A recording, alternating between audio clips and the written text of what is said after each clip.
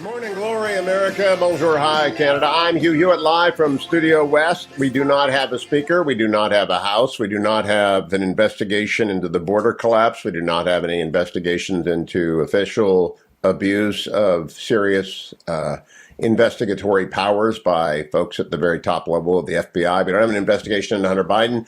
We don't have the Select Committee on China. We don't have any movement on Ways and Means, on budget, nothing. We got nothing because of 20 Republicans in the House of Representatives. Remember, there are 222 Republicans in the House of Representatives.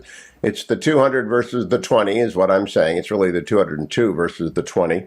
The 20 are Representative Andy Biggs of Arizona, Representative Dan Bishop of North Carolina, Representative Lauren Boebert of Colorado, Representative Josh Breachin of Oklahoma, Representative Michael Cloud of Texas, Representative Elijah Crane of Arizona, Representative Byron Donalds of Florida, Representative Matt Gaetz of Florida, Representative Bob Good of Virginia, Representative Paul Gosar of Arizona, Representative Andy Harris of Maryland, Representative Luna of Florida, Representative Miller of Illinois, Representative Norman of South Carolina, Representative Ogles of Tennessee, Scott Perry, Representative Perry of Pennsylvania, Representative Rosendale of Montana, Representative Chip Roy of Texas, Representative Keith Self of Texas. I'm not going to name the 202. Instead, I'm going to start with Kevin McCarthy, who has remained very much the only alternative for the House to organize under. Cut number 3. You're not dropping off. I'm not going anywhere. Are you sick?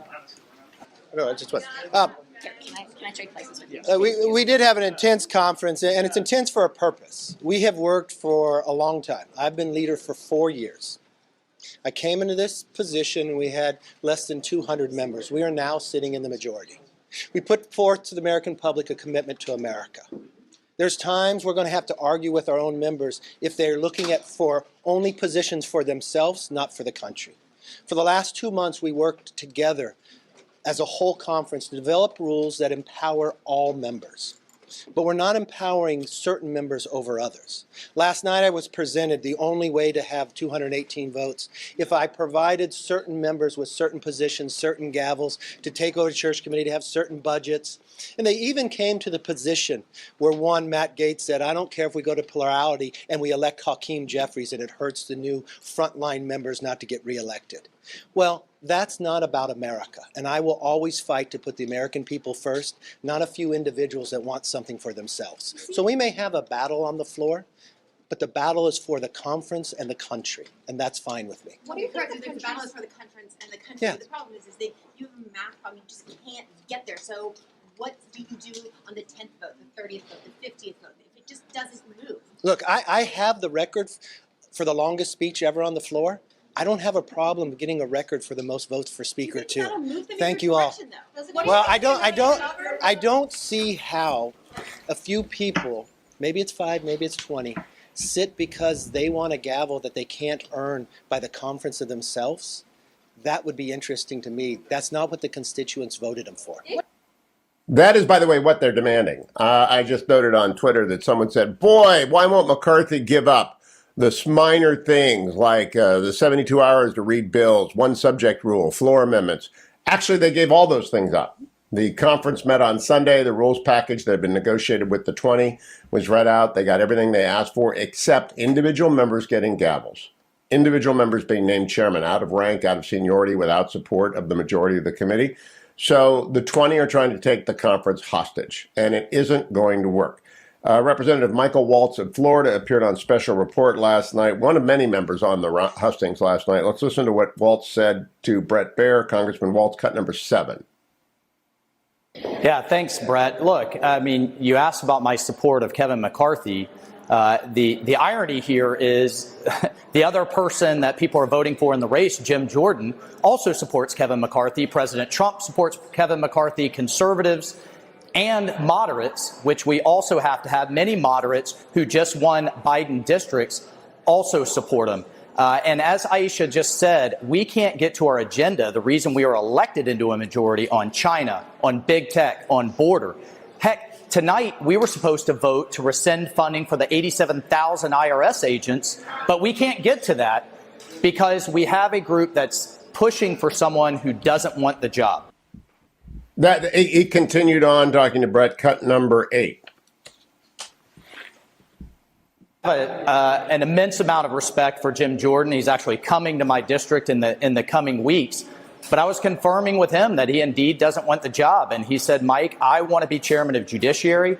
We have to hold big tech accountable. We have to get to antitrust. We have to reform the FBI that's become highly politicized.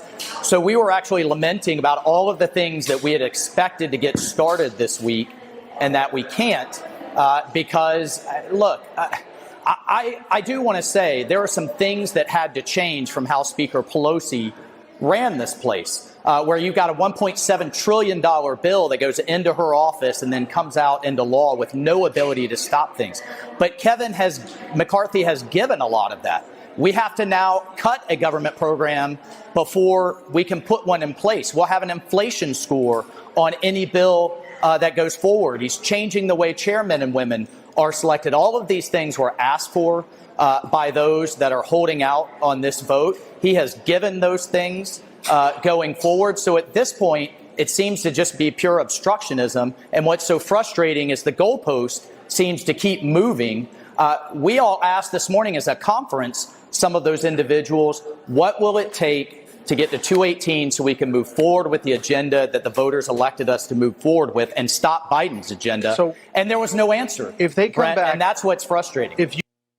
There was no answer. Cut number 9. Waltz continued talking to Brett. Both Steve and Jim Jordan have nominated Kevin McCarthy. I expect him to stay in this. And look, there's a point where you go from negotiation to a hostage situation. And 90% of the Republicans that were voted into this majority can't be held hostage for the agenda of a very few, especially when there's been a lot of concessions towards that agenda. And I think many of them were very good. But at the end of the day, when asked what will it take and you don't have an answer, it just seems like it's becoming, I don't know, personal, or there's not a real strategy there, or the goalposts are moving. It's really not clear. But what is clear is what we were elected to do, and that is to stand up to the Democrats in the Senate, to stand up to the Biden administration and get this country back on track. And we have laid out a commitment to America to do that, but we can't get started. We can't even swear in until we get past this. So 10% of the caucus is holding 90% hostage. Let's go up to hear from Representative-elect David Joyce. He's a member of Congress. He was on CNN with Jake Tapper last night. Cut number 1. Congressman Joyce, how's this going to end? Good question. Your guess is as good as mine. I mean, I'm not sure how many series of votes it's going to take, but we're going to continue to vote until Kevin's the next speaker. That is basically the position of more than 50 members of the House, the OK conference. And so I don't know what we do here. Cut number 4, Dan Crenshaw on CNN. This handful of members is very clearly looking for notoriety over principle. That's what it is. And anyone who suggests differently is in some kind of make-believe fantasy reality. It's not true. They lost those debates. That should have been the end of it, because that's how a team works, right? You hash this stuff out, figure it out, and then you move on. But if you're a narcissist and you believe that your opinion is so much more important than everyone else's, then you'll keep going. And you'll threaten to tear down the team for the benefit of the Democrats, just because of your own sense of self-importance. That's exactly what's happening here. We will not vote for anyone else but McCarthy. These people think they're stubborn, we're more stubborn. They think they're not going to get the committees they want. Well, obviously they won't, but it's going to be so much worse than that. I don't think you're going to move Dan Crenshaw. I don't think you're going to move the 200. Representative-elect Mike Lawler on CNN, cut number 5. We'll see. I think obviously there's a lot of passionate opinions on this, on both sides of this.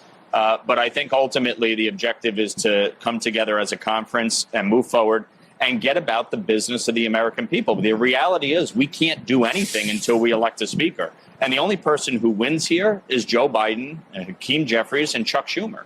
So if my colleagues like Scott Perry, like Matt Gaetz, want to get about the business of oversight, if they want to get about the business of reining in spending, then we need to elect a speaker. And the American people are not interested in this petty fight that is going on. And they're frankly uninterested in the rules. They're more interested in the laws that are going to impact their lives. They would actually be interested in getting a speaker, chairman, and oversight hearings begun, specifically at the border with Jim Jordan with the gavel, but the 20 are holding the 200 hostage. I do not expect that to change today. I do not expect it to change actually for weeks. I do not think that the vast majority of the Republican members of the House are going to move. Those 20, I don't know when they move. I don't know what they want that could be given to them. They're not going to be anointed chairman. They are not going to lead. They are a rump of the Republican Party, and they are branding themselves with a giant L, loser. I'll be right back on the Hugh Hewitt Show. Welcome back, America. The 20 did a bad thing. The 20 people who have paralyzed the House of Representatives and frustrated all the tens of millions of people who voted in the election of past November to put Republicans in charge of the House and bring balance back. 20 members are standing in the way. Trey Gowdy, former member of Congress, on special report last night said this, cut number 6. Look, I got bad news for Kevin's opponents. He's got a lot more than 20 friends. So there are more than 20 people that are going to say, you know what, we're not ever voting for anyone else. I mean, Brett, you got a guy who's got 200 votes, and the next leading vote getter, for very good reasons, doesn't want to be the Speaker of the House. And yet this kamikaze wing within the Republican Party knows better than 85% of the rest of the conference. Jimmy doesn't want the job for very good reason. So I don't know what happens. I will say this. They didn't want a secure border. That is not what the negotiation was over, Brett. It was about there are a handful of people who want gavels and want things that they can't get based on merit and they can't get it based on intelligence, but they want it given to them by the Speaker of the House, and Kevin said no. That is, by the way, the bottom line. People are asking for the world, and they're not going to get it. Cut number, let's go to Karl Rove, the architect, on with John Roberts on Fox, cut number 11. Well, I'm more interested in the horse trading that went on beforehand, because my understanding is that yesterday, late in the day, late in the afternoon, or into the evening, McCarthy made 2 concessions on the motion to vacate, where he had offered to allow such motions to take place if 5 members supported it. The Freedom Caucus people wanted 1. He conceded it. They also wanted a special committee, church-style committee, to investigate the weaponization of the Department of Justice and the FBI, and he agreed to let that happen. But what's interesting is after that, they moved the goalpost. Suddenly they wanted to have Scott Perry made chairman of the committee, and for Perry to be able to designate who the committee members were. No speaker has that authority. That has to be done by the Committee on Committees. In addition, they wanted Freedom Caucus members to be able to designate what committees they wanted to serve on, and then the Freedom Caucus wanted to give the speaker a list of subcommittee chairs that they would be able to designate the chairman for, which again is, no group in the House gets to be able to do that. The Black Caucus doesn't get it. The Veterans Committee, nobody gets to be able to do that. That's done by the Committee on Committees.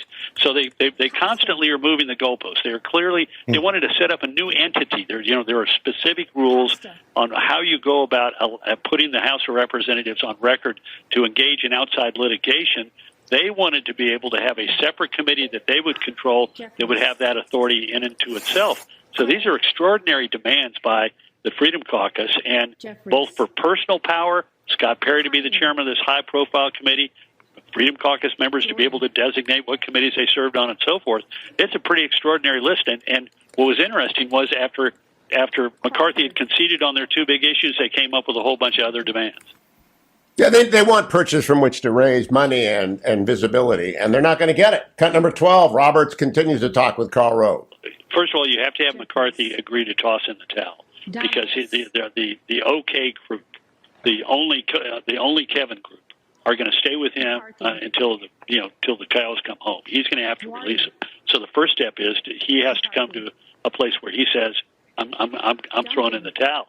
And then second of all, then becomes, if that were to happen, then there'd have to be discussions about who that person is. And remember, everybody now, what the Freedom Caucus, if they were able to achieve that, would bring about is countervailing pressure from others.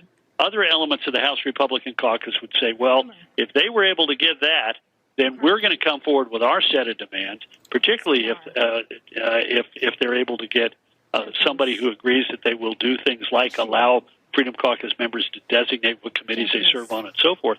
There are going to be other demands from other groups of the House Republicans. This is an utter unmitigated disaster. Chaos tends to bring about chaos until it no longer brings about chaos. We're a long way from the point at which chaos stops bringing around more chaos.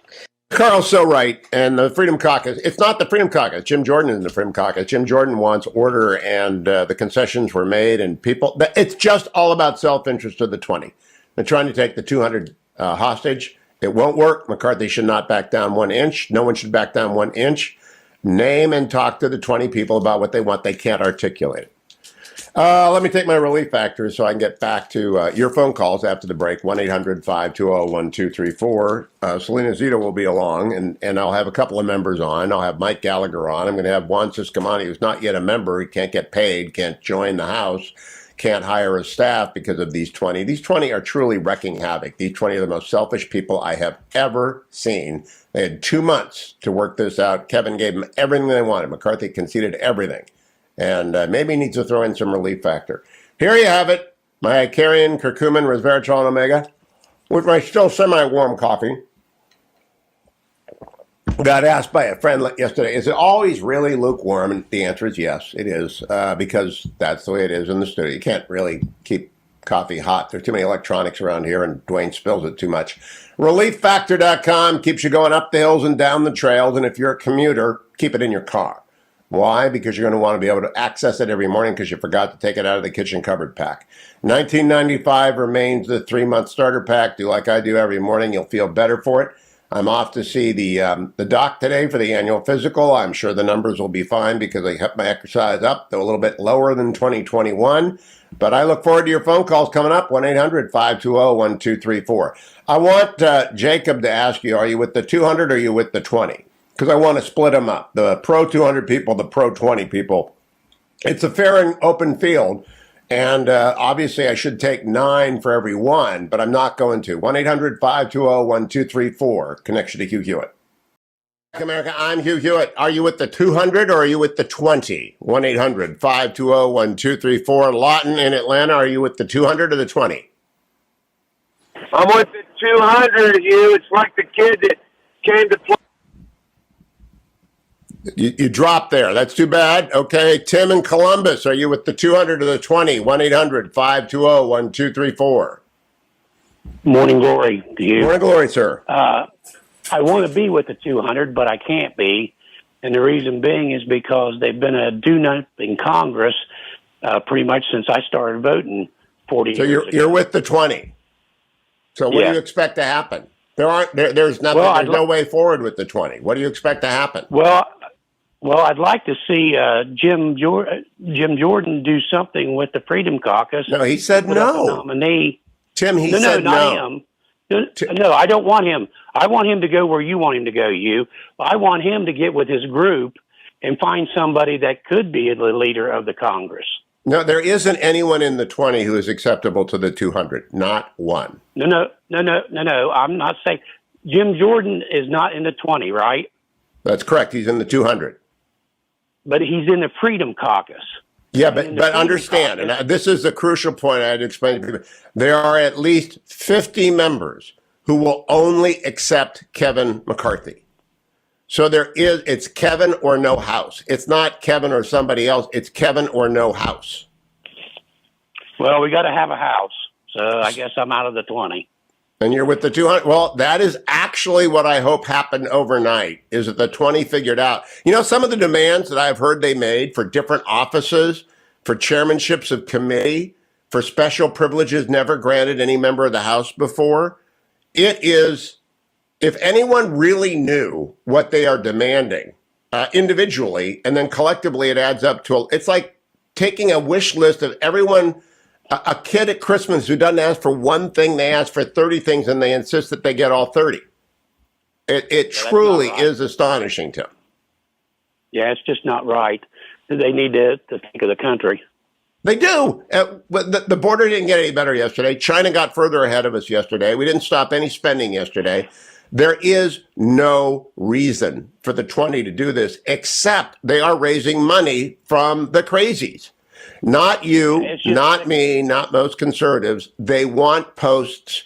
The only guy I can figure out is Matt Gaetz. Matt Gaetz wants them to talk about Matt Gaetz in other than the context of the almost charges brought against him for trafficking in taking minors across state lines for intimacy. And that charge was not brought. I never discussed it because I didn't think it was fair. But Matt Gaetz knows a lot of people talk about it all the time, and he wants a different storyline. So I understand him. I also think I understand that there's one of them who just hates Kevin McCarthy. I don't know, maybe spilled coffee in his lap or something. I don't know. But right now it's 200 versus 20. This is just nuts. Yeah, it's just sickening that the Democrats are having a heyday with us. Oh, did you read Nancy Pelosi's tweet mocking every Republican? And by the way, MSNBC, for once in their life, they're right. They're talking about chaos on the Republican side. Tim, you went from 20 to 200, so let me get a pro 20 person. Thank you, Tim. Johnny in Denver is pro 20. Hi, Johnny. Hi. Yeah, when Vince McConnell gave away that budget. Wait, Johnny, I just want to know why you're with the 20. It's got nothing to do with Mitch McConnell. Mitch McConnell won his caucus going away. Sure.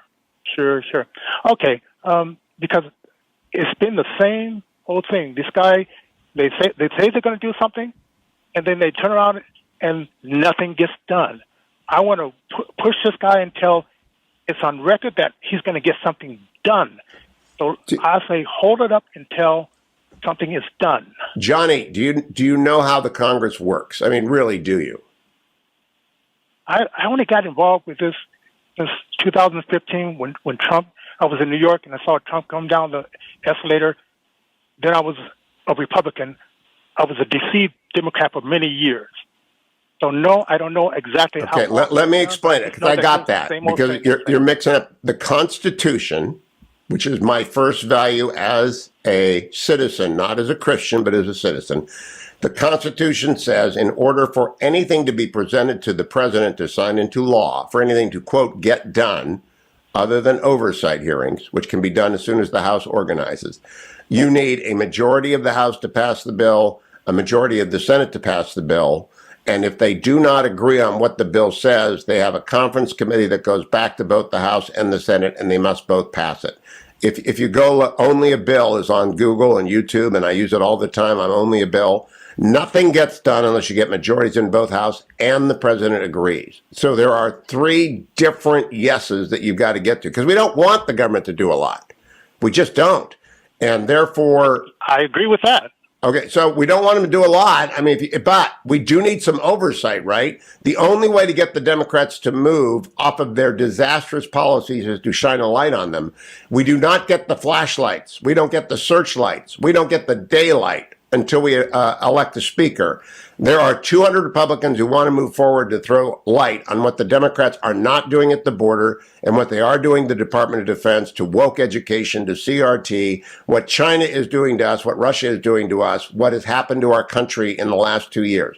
There are 200 Republicans who want to turn on the lights. There are 20 people who are stopping them from doing so. So are you with the 20 or the 200, Johnny? I'm with the 20 still, because I've seen when they were in the majority, Trump was there. They blocked him. That's not correct. That's not correct. They were in the majority with Trump for 2 years in the House and 4 years in the Senate. The Senate got Trump's 51 judges and 3 Supreme Court judges through. That's all, by the way, thanks to Mitch McConnell, who held open the vacancy on the Supreme Court. The House couldn't do anything during the second 2 years because they were run by Democrats. So what in the first 2 years, Trump got the best tax bill through ever, with the House Republican majority, which was at that point led by Paul Ryan, who retired. One led by Kevin McCarthy. McCarthy was the majority leader. Hey, thank you, Johnny. I got to move on. Nancy in Montana, are you with the 20 or the 200? I'm with the 200, Mr. Hewitt, and I would like to explain why. I believe that Kevin McCarthy is a good choice. I believe that he could also help stop Mitch McConnell, who I believe is a very odious and sinister character in our government. And I want to explain that being a Montanan... I got to stop you for a second, Nancy. I'm not interested in talking about the leader. I love Mitch McConnell. You know, you come to the wrong place to shop when you call me up, because I think he saved the Constitution of the United States. But you're with the 200, and you're with the 200 because you think McCarthy will be a check on McConnell. Is that fair to say? Yes, I agree with you, yes. Okay, thank you. Let's go get a 20. Let's go to Mike in Indiana, who's with the 20. Hi, Mike. Hi, how are you today, sir? Good. Why are you with the 20? It's not not anything against Kevin McCarthy per se, but I just like some of the establishment Republicans just don't respect kind of the further right wing, not the crazy white supremacist right wing types, but just the more conservative faction. There is not one white supremacist in the 20. They're not white supremacists. That's all nonsense. They are conservative. I know. I just want to say, I want people to understand that I agree with you that none of these 20 are incorrigible. These 20 are not, Proud Boys. They are not revolutionaries. They are very pro Second Amendment. Some of them are very pro life, but they are not outside of the mainstream of American politics. They are not violent. They are simply stubborn and stupid, in my view. But the 20 aren't accomplishing anything. They're stopping us from accomplishing anything. You're absolutely right, sir. But I want to put it to you that the establishment, do you feel like they've given the same respect that Nancy Pelosi gave to the AOCs? Yes, I have been fully briefed on background about what was conceded by the House Majority Conference. They got everything they asked for up until yesterday, and then they moved the goalposts. Then yesterday, they thought they had leverage, and they asked for committee chairmanships. They want gavels. You know what that is? That's like, give me money. Make K Street bring me money. And you know what? 50 members will not accept that. So they got everything that they could get, that they could possibly want, including, in my view, the very, very bad concession of 5 for a motion to vacate, because there's always 5 who are mad at the speaker one way or the other. But the 200 said, take it all. You won everything. And then the 20 said, no, let's rob another bank.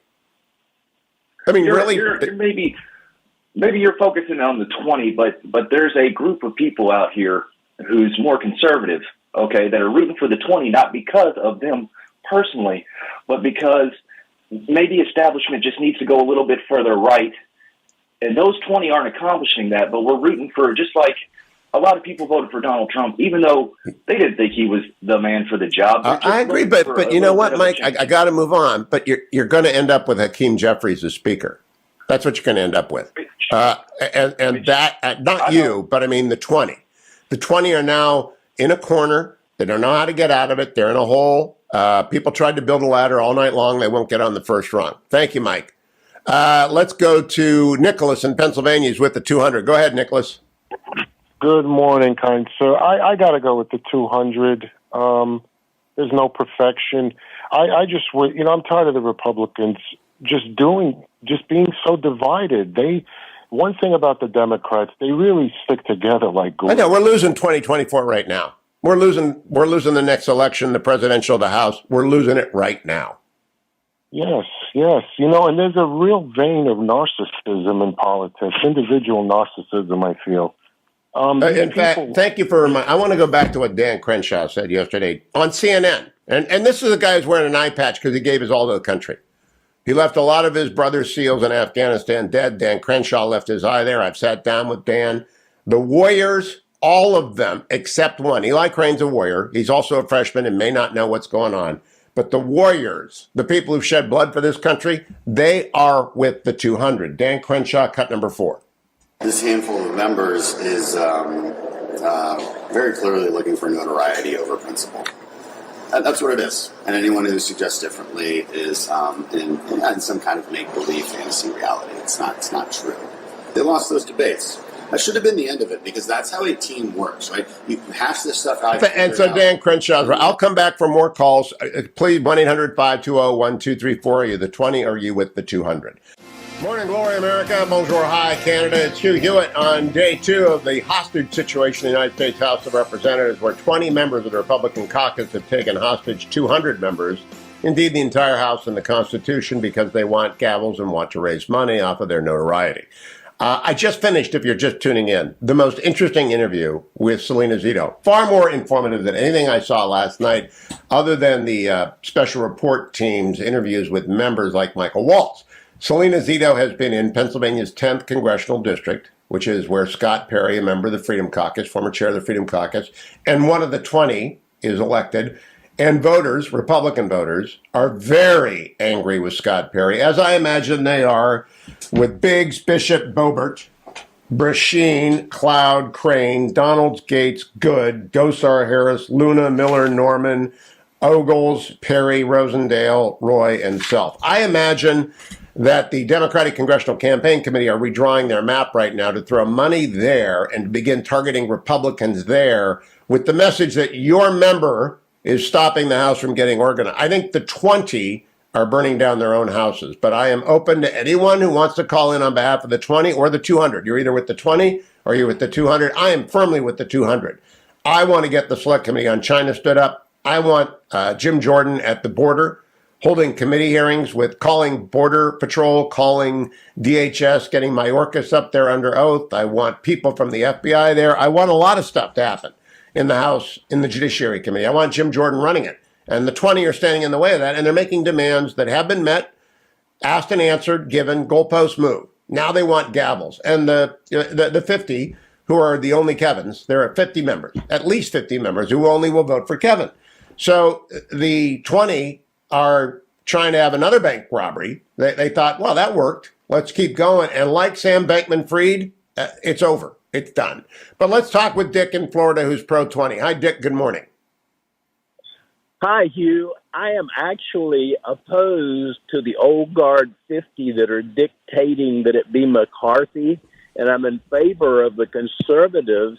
They would take less than what McCarthy is offering, but McCarthy is trying to frame the argument in such a way that it's him or no one.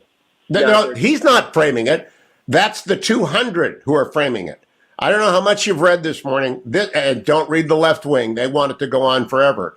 It is very clear that the 200 want to govern. They want to get their committee set up. And the 20 are trying to take away gavels from those who earned it from the 200. Not just McCarthy. That's their stalking horse. They want the power of chairmanship because come that comes fundraising ease and ease of election. What they're doing, though, Dick, they're giving away the House majority. They're probably crippling the presidential candidacy of 2024 the longer this goes on. And the tape is going to play endlessly in every campaign in 2024. McCarthy could be the speaker right now if two things had changed. First of all, the Senate Republicans...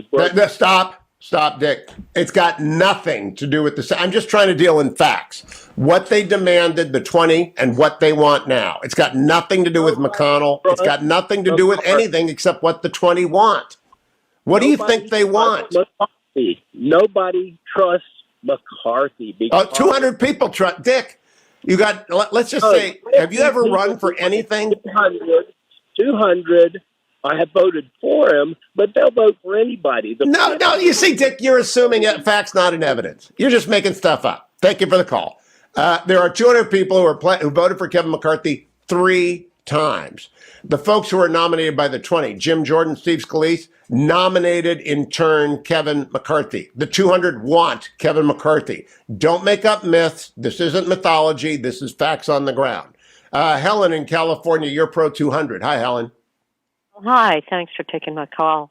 Listen, I was listening to Tucker tonight, and I'm with the 200 in a way, but I thought he had a great suggestion. Of course, he kind of always mocks Kevin McCarthy, but he actually gave him a lot of credit for his fundraising, and I didn't notice any of these other people that want the job or seem to want the job doing any fundraising for anybody. McCarthy got the majority over 4 years. I didn't go, I couldn't walk in. There's a place in California where they hold all the fundraisers, but you can also have lunch. I couldn't walk in there without running into Kevin McCarthy holding a fundraiser for somebody else.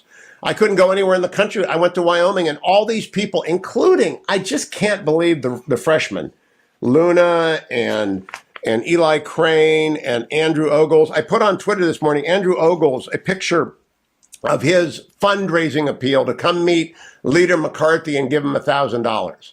Because ingratitude is the thing that makes me crazy. Ingratitude in this life is the worst thing. And so these are ungrateful people. I mean, the nuts like Matt Gaetz are going to be nuts. I understand what Matt Gaetz... Who's going to raise the money if they kick McCarthy? Yeah, I mean, Matt Gaetz is just out there trying to turn the page on his sex scandal. That's all this is with Matt Gaetz.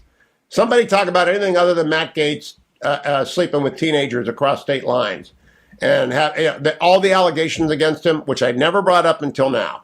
But the guy's burning down the house that I have been working from since I was 18 to build.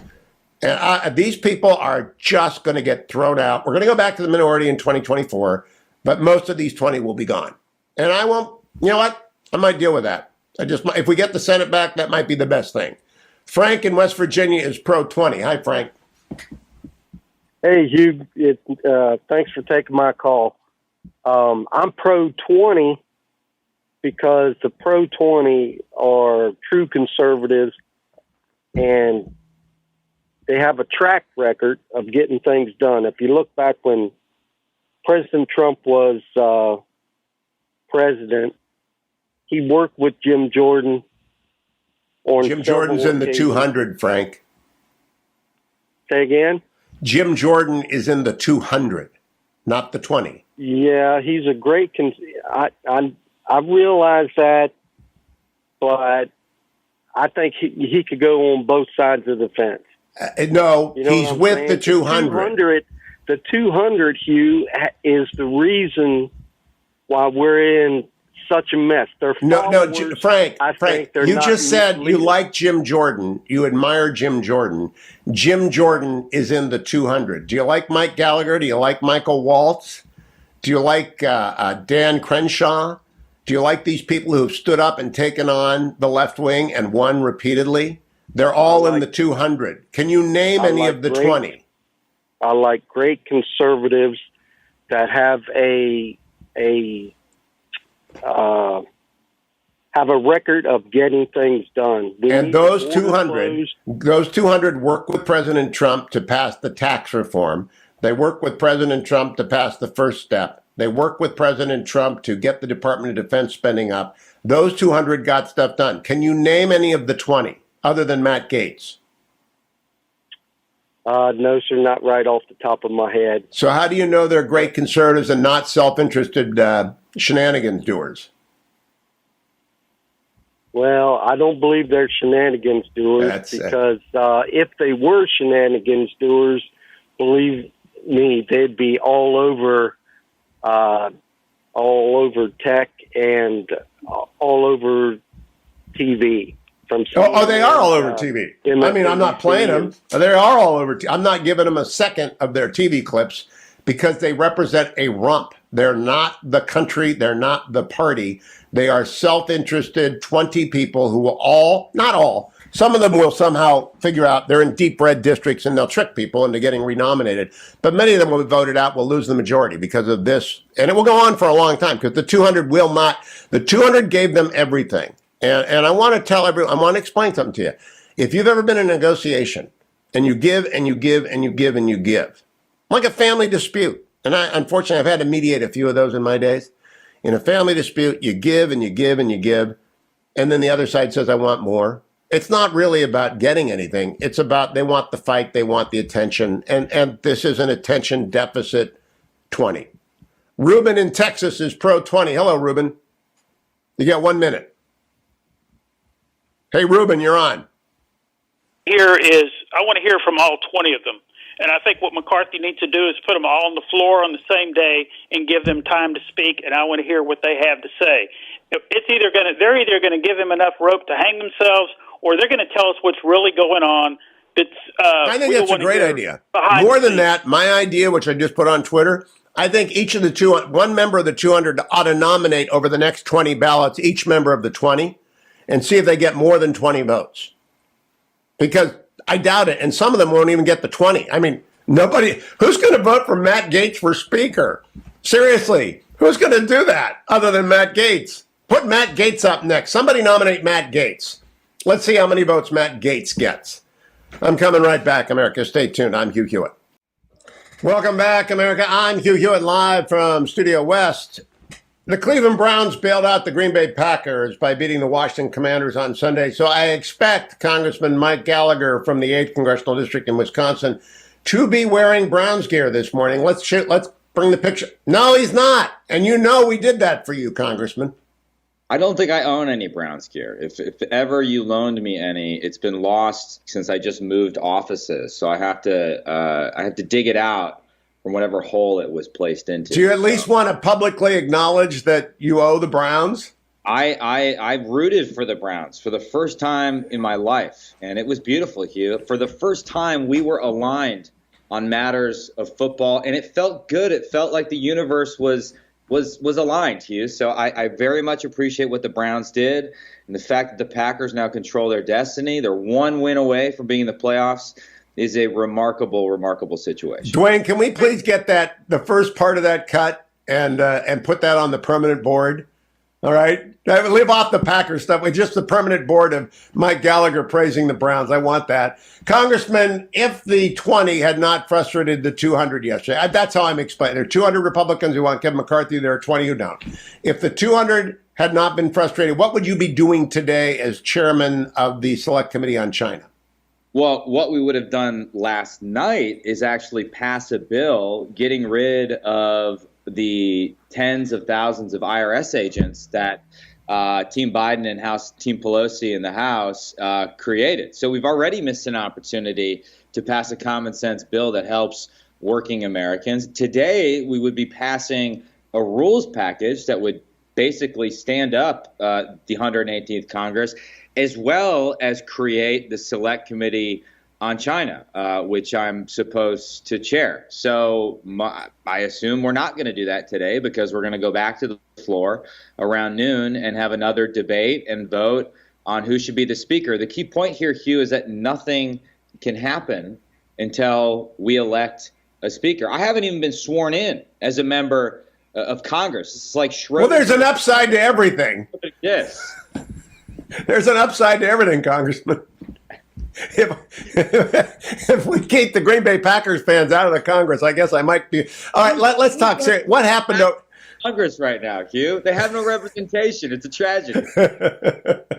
Tell me what happened overnight. Did anything happen overnight? Because what has become clear to me this morning is a lot of Republicans are very unhappy with the 20 people. Very unhappy.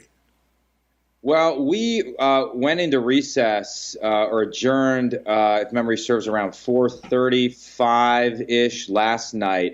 You know, I actually was hoping we'd stay in and vote and just keep voting to make the point that we're not going anywhere. McCarthy's not backing down. Everyone they've mentioned as a possible alternative has endorsed McCarthy. You know, Jim Jordan, Steve Scalise gave his nominating speeches on the second and third vote, respectively. But we adjourned. I assume I wasn't involved in this. I assumed McCarthy and his team were having active conversations and negotiations with the holdouts.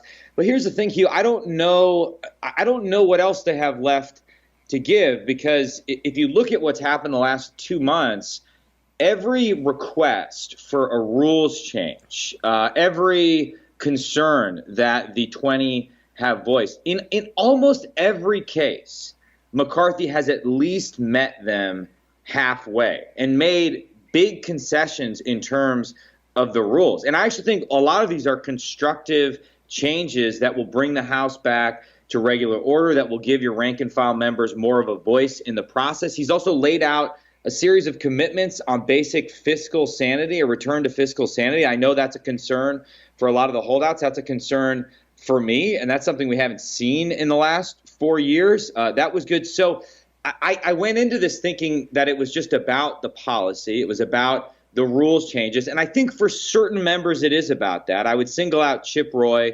Admittedly, I'm friends with Chip Roy. I have an enormous respect for his intellect. He actually believes things. I disagree with him on the tactics right now, but I think for him, it is about a series of rules changes.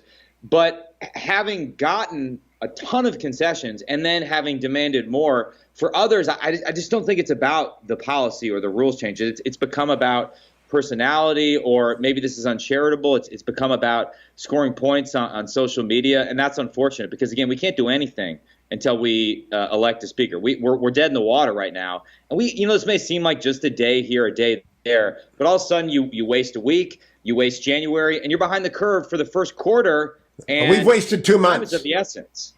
We've wasted 2 months. You can't organize a committee. You can't line up witnesses. You can't do anything. So we've wasted 2 months. Let me ask you about how many are, I just want to confirm my numbers. I'm told there are at least 50, absolutely nobody but Kevin votes. And that therefore no one will be elected except Kevin McCarthy or someone from the Democratic caucus. Am I right about that? Yeah, and I would put that as the floor on the number. It might be a little bit higher than that. So I want people to understand the facts. Now let me go to potential tactics. Why not nominate each of the 20 members in turn to see how many they have? I mean, just hold vote after vote. How long does it take to hold a vote? Well, it takes about an hour, a little over an hour to hold the vote, because it's the only vote where you're not sticking a card in. You actually have to stand up. You go alphabetically. Well, we've already gone through at least 3 or 2. They nominated Biggs, and then Byron Donalds got a vote. Jim Banks got 1 vote, although neither of them were asking to be in the mix. I mean, nominate one of the 200, an avowed McCarthyite. Go get David Joyce from Ashtabula, who's my congressman from my hometown. Ask him to nominate Matt Gaetz, and let's see how many votes Matt gets. And then go and vote for Byron. Go and vote for Scott Perry. I just had Salena Zito on, and I want to know if you're hearing this, what you're hearing on your phone. She's been in the 10th congressional district, which is General Perry's district, and he's a warrior. He's a good man, very much more conservative than I am, and I'm pretty conservative, so that's where he is politically. They're very angry. He's going to lose his margin of victory. He's going to lose that seat. I would say, in terms of what I received via text, via email from people in my district yesterday, it was about 100 to 1. The 100 being, this is crazy. You guys look like fools. Can we get our act together and just get to work and stop the obstructionism? And the 1 being, hey, support someone else for speaker. I mean, overwhelmingly, I think the American people, or at least, Republicans in my district, understand that this is a bad look. And, we have a narrow majority, right? We're entering divided government. I think we all have to recognize nobody's going to get 100% of what they want. There are things I want to happen over the next 2 years that I know will never happen, just because even if we pass the bill in the House, a democratically controlled Senate's not going to pass it, and the president would never sign it. So we can meaningfully advance the ball down the field in terms of legislation. But a lot of the work we're going to be doing is in 2 buckets. The first is basic oversight, and there we can do a lot. Having Jim Jordan as chairman of the Judiciary Committee, my gosh, that's the best person for that role. Think about what he could do in terms of oversight in that role. Think about what James Comer can do as chair of the Oversight Committee when it comes to getting to the bottom of where this coronavirus pandemic, investigating the series of failures in terms of our response, the hundreds of billions of dollars worth of theft of COVID dollars that happened online or exploiting weak state unemployment systems. And then, of course, things like the Select Committee on China. That's where we can have a massive impact, holding the Biden administration accountable. And then the second bucket, Hugh, I'd say is just pulling the emergency brake on all the progressive craziness we've seen over the last 2 years. And there, you think about it, the fundamental mistake Biden made is interpreting a narrow election victory for a massive progressive mandate to do transformative change. Well, neither can we interpret a narrow victory in the last election as a mandate for burning down the House. We can interpret it as the American people saying, we want less crazy from the Biden administration and more common sense. And it's up to us as Republicans to bring the common sense and be the adults in the room. Congressman, we got time for a couple more questions. I just want people to understand what we're not doing. If the Select Committee, China got ahead of us more yesterday. They probably launched another ship. They probably got another gazillion views on TikTok. You didn't have a hearing with a witness to talk about what TikTok is doing to children. What else didn't, you mentioned the IRS agent, but education of the country as to the peril we are in on the national security side seems to me to be the most important thing that didn't get done. And how long, did the 20 of them have any explanation for why they don't want that to happen? Well, again, I think there's kind of 2 camps within the 20. If I understand Chip Roy's argument, it's that the rules changes are constructive, but they don't go far enough. And until you have a different composition of the Rules Committee itself. You can't enforce those rules. And then I think there's others that just, they just want to block Kevin personally, and there's no amount of concessions that could ever get them there. I didn't hear an explanation, and I think some of them don't see the urgency. They're fine with us not doing anything for the next month and not standing up committees and things like that. In terms of China, I just would point out, maybe bring it home to the Midwest, one thing we're seeing is China or Chinese-linked entities buying up a bunch of land in America near military bases. That's happening. In some ways, it's getting around the I'm not going to use an acronym, Hugh, because you've trained me well. The Committee on Foreign Investment in the United States, otherwise known as CFIUS, is supposed to scrutinize these with enhanced authorities was given them. And in many cases, that's not happening. We want to go out and hold a field hearing where this is happening and understand why the CCP is doing this and what threat it poses to our military facilities. That's one. The other thing we can do right now, the more we learn about TikTok, the more we realize it's basically just a weapon for the Chinese Communist Party to suck up your data that they can use or to actively harm Americans in terms of the algorithms that they feed them. It's why we've called it digital fentanyl. We need to pass legislation building upon the government ban that we just did in the omnibus and expanding the ban nationally. That's a missed opportunity right there. And then finally, just explaining to the American people why things like defending Taiwan or helping Taiwan defend itself matter before it's too late, before we see another massive deterrence failure like we saw in Ukraine, and we find ourselves on the cusp of a huge kinetic confrontation with the Chinese Communist Party, for which we are not currently prepared because we are not doing enough to rebuild the military. That's what's not happening right now. Yeah, it is January of 1941 when it comes to the Chinese. And the 20 House Republicans are saying, pay no attention to the Japanese Imperial Fleet. Don't pay. We want to focus on whether or not we have committee chairmanship. Please go find Chip Roy. Give him my regards. We don't want to smear people. This is so insane, and it's killing our party, and it's killing the country. Mike Gallagher, thank you. I'll be right back, America. Don't go anywhere. I am Hugh Hewitt. That is Mike Gallagher, Browns fan. The Hugh Hewitt Show is now available on TV. Go to Salem. Hewitt joined live. I'm in Studio West, but out in D.C., waiting to be sworn in is Juan Ciscomani, our freshman star of the incoming Republican class, if they ever get seated. Good morning, Congressman-elect Ciscomani. Welcome back. Thank you for joining me. Are you getting paid? Well, Hugh, good morning. Happy to be on. I always appreciate time with you and the conversation and your perspective on things. It's always fun to be on, and this is my first phone call to you where we're on the same time zone, so that helps. Actually, I've gone to California for 4 months. Oh, okay. Well, we've been on the same time zone for a while. But listen, no, thank you so much for having me on. It's an exciting time for the family, but also an exciting time for the country, I think. We've got a great future ahead of us. If we can just seize it, we're going to be in good shape, and I think we will. Juan, you are one of the sunny optimists, and I think one of the superstars of the incoming class. I'm just interested in practical stuff. You have 6 wonderful children, a wonderful wife. Do they get health insurance? Are you getting paid? I mean, I don't think you got sworn in yesterday. No, you don't get paid until you get sworn in, and that's the rule. So we're still volunteering. And but I kind of got accustomed to that in the campaign.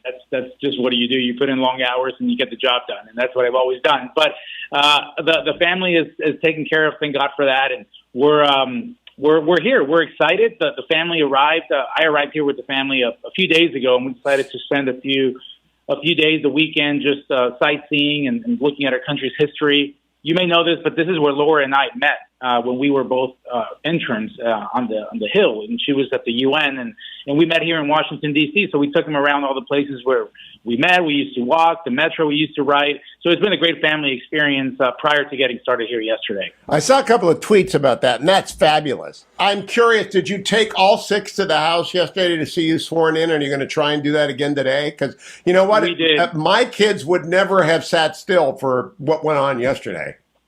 Well, when you have 6 kids like me, you kind of divide them up in cohorts. And I call them the 3 older ones behave a certain way, and then something happened in the DNA that the 3 later ones just are different.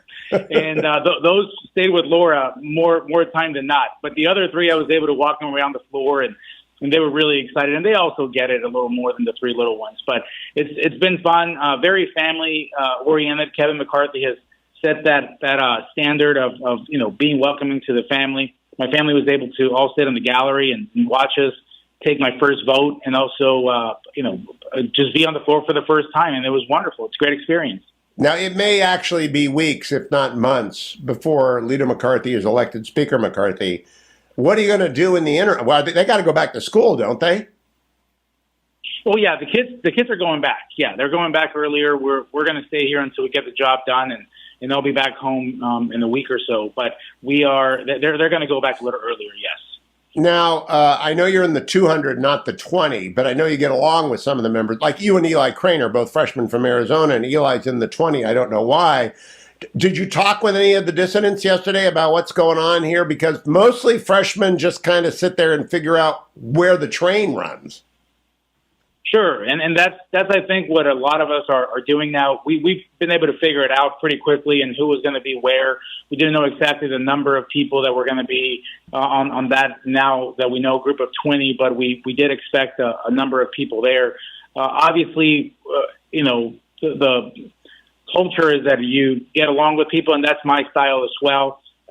Nevertheless, on this one, we are on very different sides of the view of how we're seeing things and what we want out of this.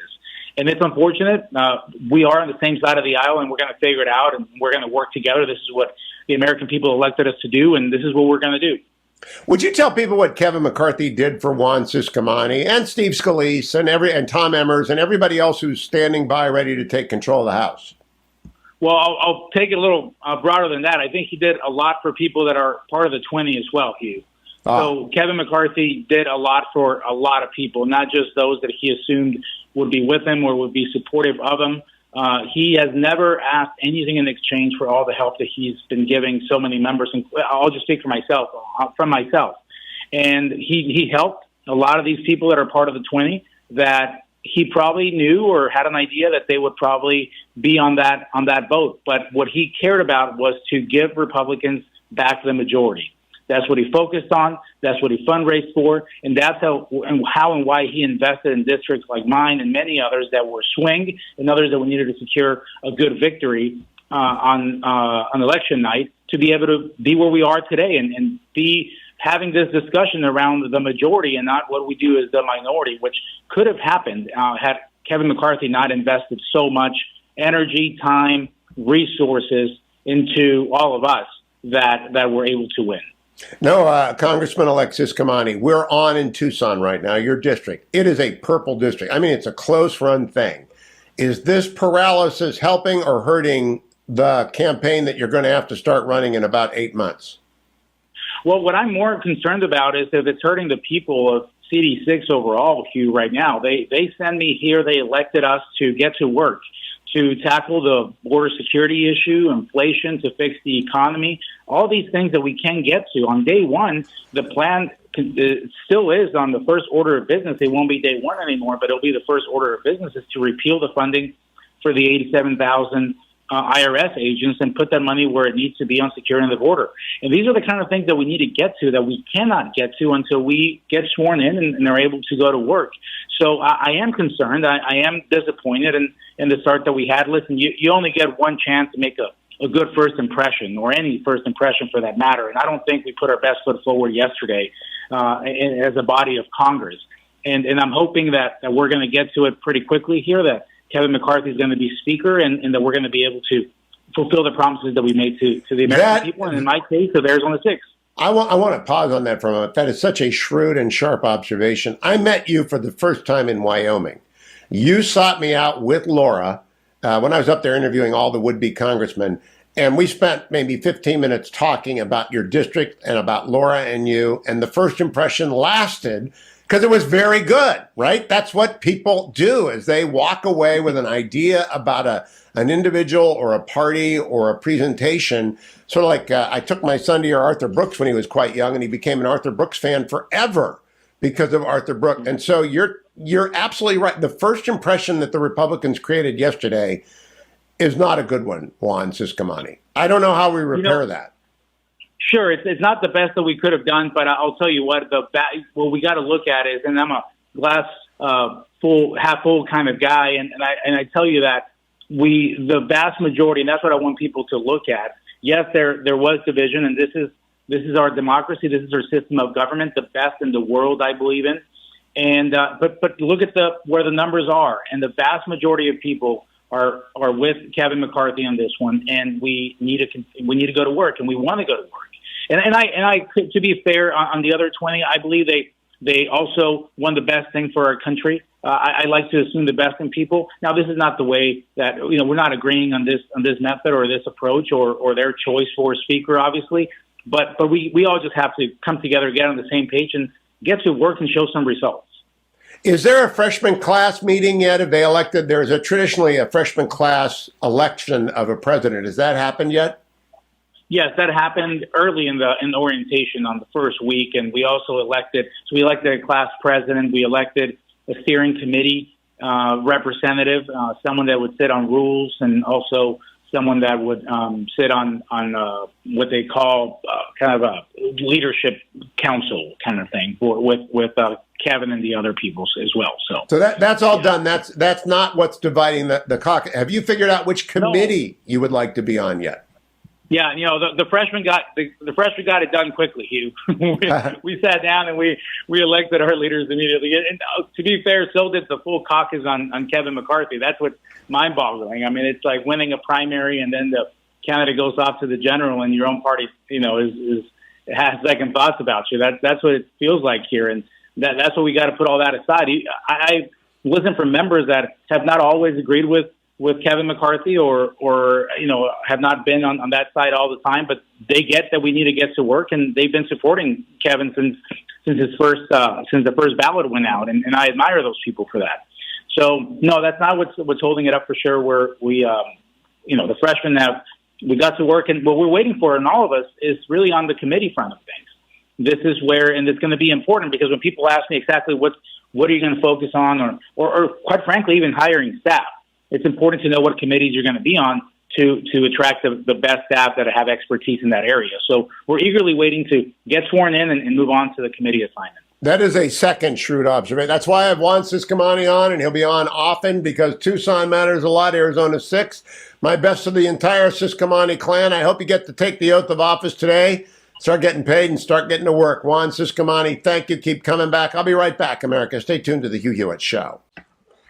Welcome back, America. I'm Hugh Hewitt, joined now by Salena Zito, she of the Pittsburgh Post-Gazette, the Washington Examiner, and occasionally the New York Post, SalenaZito.com for everything Salena writes. Happy New Year, Salena. What do you think of the 20 versus the 200? Happy New Year.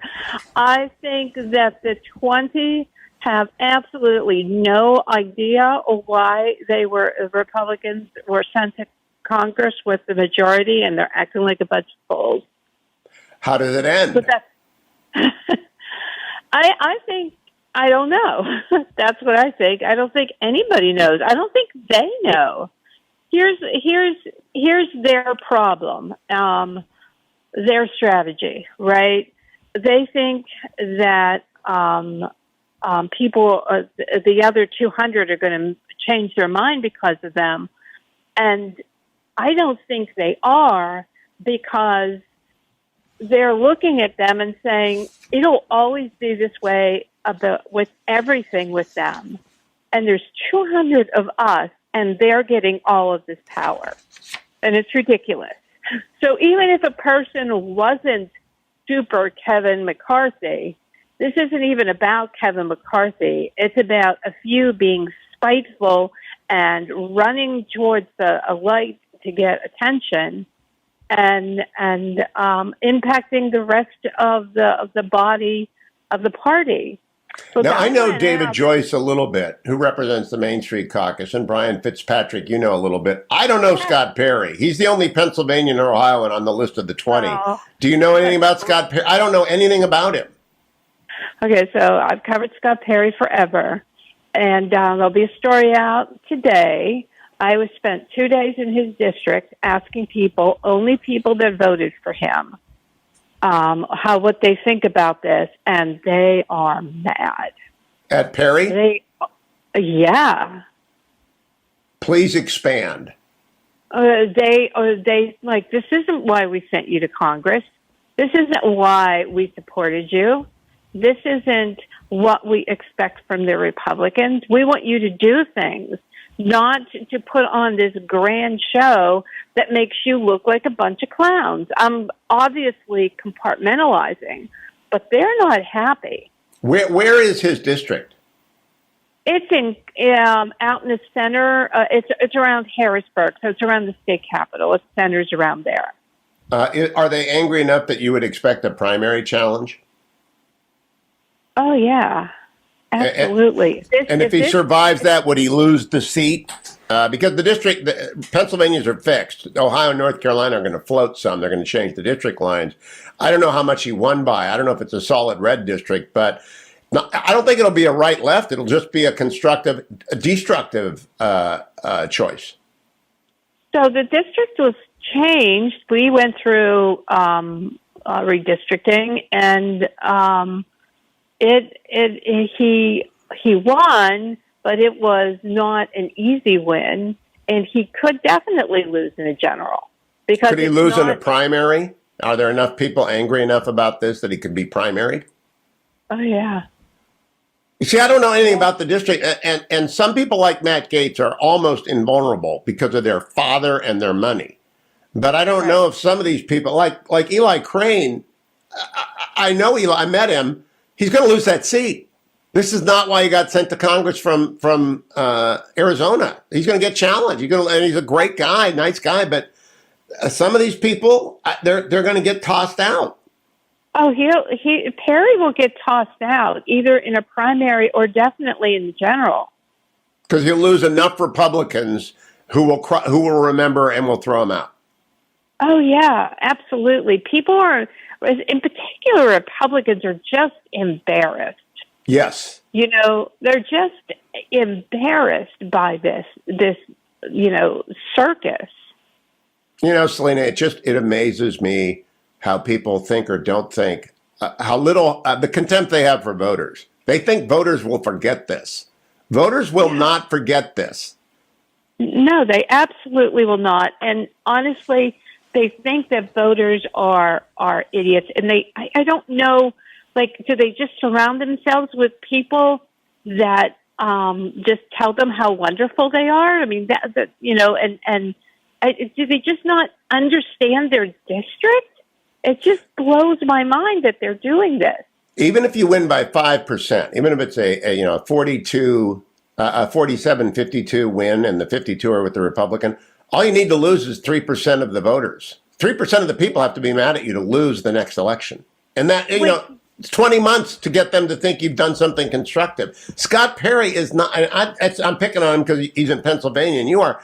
I just think he underestimates how many center-right Republicans there are who will not go for this chaos. They'd rather Democrats did terrible things to the country than have Republicans be a clown show. That's exactly right. You nailed it. Did you say the guy from Ohio is part of the 20 people? No, David Joyce is part of the 50, the only Kevins. Oh, yeah. Okay. He's very responsible.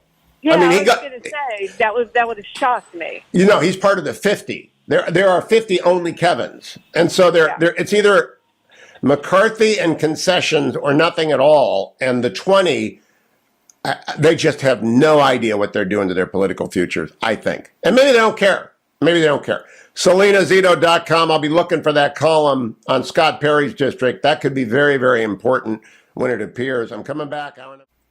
Welcome back, America. Hugh live from Studio West. Sometimes it's better to be lucky than smart, and I am very lucky that Sarah Westwood agreed to make her first appearance today. Sarah is a political investigative reporter with the Washington Examiner. Hello, Sarah. How are you? I'm great. Thanks for having me. First of all, would you tell people a little bit about yourself, your Twitter handle, and your background? Because I want people to get used to seeing Sarah because we want to monopolize her time. She's one of the ace reporters up on the Hill. Oh, thank you. I appreciate that. Yeah, I am a political reporter for the Washington Examiner. You can find me on Twitter at Sarah C. Westwood. And I am a CNN alumni, so take from that what you will as well. No, so am I. You know, we all go to our various networks, but Sarah, you report on the Hill, and I want to go to what you hear happened overnight. Did anything move? You know, it's really hard to see what leverage McCarthy has at this point. I mean, his maximum amount of leverage was on that first ballot. And every time it heads to a vote again, his ability to sort of force trade and, you know, the value of the concessions that he's making diminishes. So at this point, you know, there is no other clear candidate to take up the mantle. None has really emerged that Republicans can coalesce around. But McCarthy's leverage is shrinking every hour that goes by that he's not given the gavel. You know, Sarah, I'm gonna argue a little bit with you on that, because I think I put the number at 50 to Congressman Gallagher earlier today. I think there are 50 dead enders for Kevin, only Kevin's, and he said that's the floor. There are more than that. If that is in fact true, then no one gets elected except Kevin McCarthy. So I don't know that he can increase his leverage. I just think it's a question of no house versus a house. And people like Juan Ciscomani, who were just on, they're not even getting paid. These freshmen are not even getting paid or health insurance or staff for that matter. Right. I think the one issue here, though, is that for some of these conservatives who are never Kevins, on the opposite end of that spectrum that you're talking about, it seems like it's become personal more than about any other policy changes, because McCarthy is caving left and right on things that leadership had no intention of giving to conservatives. And, you know, for some, it seems like the goalposts keep moving, right? First, it was that, you know, they wanted more influence on committees and they wanted, you know, the amendment process to be changed so that rank and file members would have more say over legislation. Now, you know, they're blaming it on the fact that McCarthy supported the omnibus and big spending bills in the past, you know, and so how do you solve the problem of members whose lack of trust in McCarthy runs so deep that they're willing to use any excuse not to support him when his margins are so thin? Well, I don't think you're going to change people except by political pressure. Now, Donald Trump came out this morning and said it's time for everyone to vote for Kevin McCarthy. So the former president has again put his full faith and credit behind McCarthy. Does that move even one vote? It's hard to see how, because, you know, the people who might be most swayed by Donald Trump's support or Donald Trump's opinion and advice are sort of already in the never Kevin camp, or are very pro-Kevin, right? Like Marjorie Taylor Greene, who's very closely associated with Donald Trump but has backed his speakership. The people in the middle right now, fence sitters who could go either way, may not necessarily be that influenced by Donald Trump. I think a one significant development that may be indicative of a problem that McCarthy might have is what Congressman Byron Donalds from Florida said when he switched his vote to a no, saying he pointed to the process. He wasn't necessarily not supportive of Kevin McCarthy, but said, you know, these successive votes, they're not helping anyone. So some of those fence sitters who are maybe lukewarm supporters of McCarthy could at some point blame the process for, you know, withholding their support from McCarthy on these successive votes and try to push him to get out of the race so they can clean this up quickly.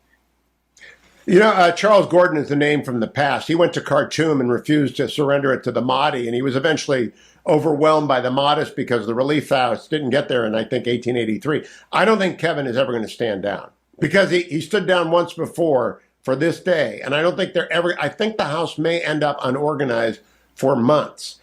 Does the political cost of these 20, and I referenced Salena Zito, who was on in the first hour today. She went to the 10th Congressional District in Pennsylvania yesterday, Scott Perry's district, and a lot of Republicans there are mad at Scott Perry.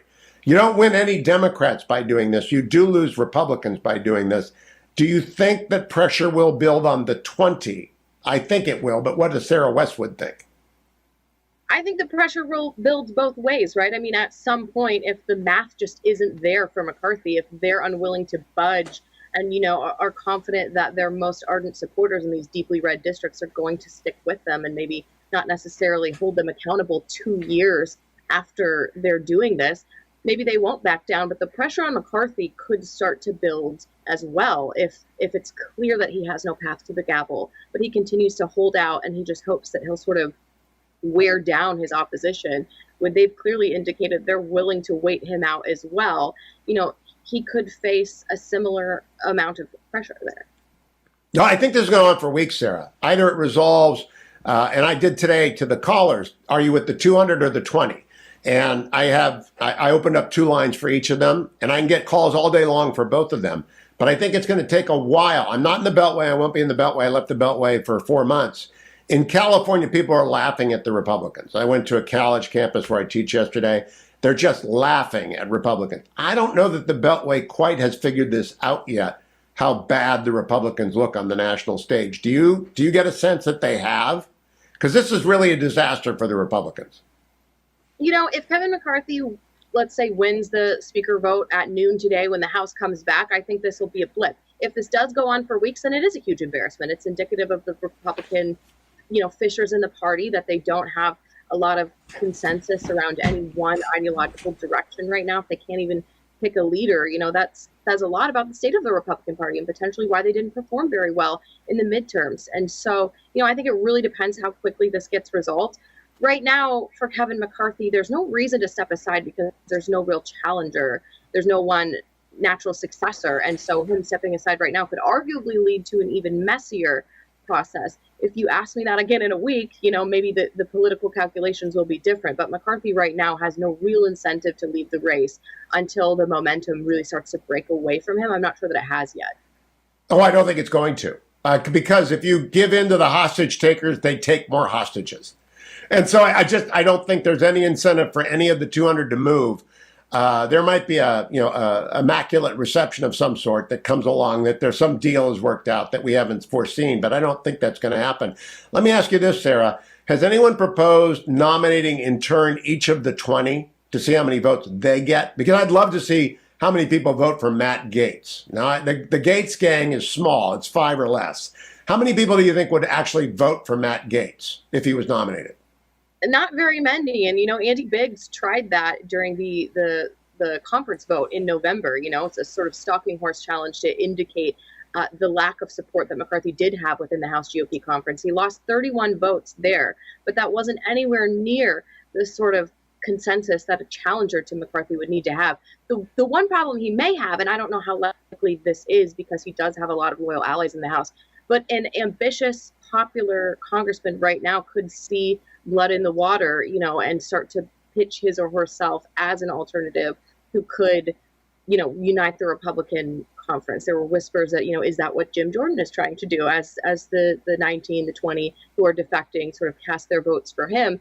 An ambitious congressman could right now try to step up, but I think the time to have done that was a few months ago. McCarthy's looked weak for 2 months. And yet, I think you're right to reference the Biggs as the high water mark of the anti-Kevins. The Biggs conference vote, I thought it was 33. You're saying 31. I'll trust your reporting on that. But that was the high water mark. They're down to 20. This could go on for months. I really do think it's sort of like parties break up all the time. This could go on for months. But I just don't see any of the 200. Just tell me what they lose if it goes on. Because Jim Jordan can't go back on this now because he's on the record. He's not going to. I don't see him ever deserting Kevin McCarthy. I don't think he'd get judiciary. If they throw everything up in the air, all the conservative concessions will go away, won't they? Well, what do the conservatives have? The opposite question of that, I guess, to play devil's advocate. What do the conservatives have to lose by continuing to stand against McCarthy at this point? They're clearly not that worried about, at least at this moment, the perceptions that they're throwing a wrench in the party operations. That's kind of the point, right? They want to send a message that they're dissatisfied with the status quo and they want to have more influence over the legislative process. They don't seem all that concerned right now with how harsh the spotlight is on them. If that doesn't change, what is their incentive to back down as well? If McCarthy, this is where the districts, I don't know if the Examiner will ever send you out to the 20 districts, but I think in the next few days, we're going to get reports from each of these 20 districts and the margin of their victory. It's not about keeping their hardcore base. It's not even about keeping their donors. It's about keeping the 10% or the 1% that put them over the top. Lauren Boebert, for example, what'd she win by? 200 votes? Yeah, very DWW, Dead Woman Walking, come 2024. I just think this is a basic electoral math that there are a lot of people like Hugh Hewitt. I'm a Republican. I've been a Republican for 60 years, ever since I've been aware. I just am so angry that they've screwed up what was supposed to be a rollout of oversight. that these 20 are digging a hole. And I don't know that that's getting through to the Beltway. Have you heard any of that thus far? I think there's a lot of private grumbling about how bad this looks, but McCarthy needs to whittle that down significantly, that 20, right? I mean, he can only lose, 5 Republicans. So some of those Republicans are in, R plus double digits districts. They're not worried about, a marginal amount of voters like Lauren Boebert, who would certainly have a different political calculation because her support is so thin within her district. But Republicans who, just won by double digit percentage margins, they might not necessarily be worried about losing a few, moderate voters on the margins to send a message they've been waiting years to send. Even if you won by 10%, though, Sarah, I'm playing devil's advocate with you because you're tuned in. I want to hear what, hopefully you'll ask Congressman this today. If you won by 10%, that means if you lose 5%, get disgusted with you. 5% say, I didn't know Scott Perry was crazy. 5% say, I didn't know, I got the list in front of me that Mary Miller was going to be a nut. They've lost. Do you think this is really a bad look? This is the worst look I've ever seen the Republicans, other than when they had to throw out Hastert. Yeah, I think some of those conservative Republicans who are arguing that the status quo needs to be completely shaken up are acting like voters sent Republicans some kind of mandate by giving them a 4-seat majority. That's not the message that voters sent, right? They don't want Republicans to come in and shake up the system entirely. So you're right that I don't think that sentiment is out there in the general electorate. But for some of those Republicans who are in really safe districts, they're also probably looking at the calendar and saying there's 2 years before I'll have to answer by that time. Early voting starts tomorrow, I think. Sarah Westwood, keep coming back. It's great to see you in person. Thank you for joining me. Come back next week. Don't go anywhere, America. I'm Hugh Hewitt.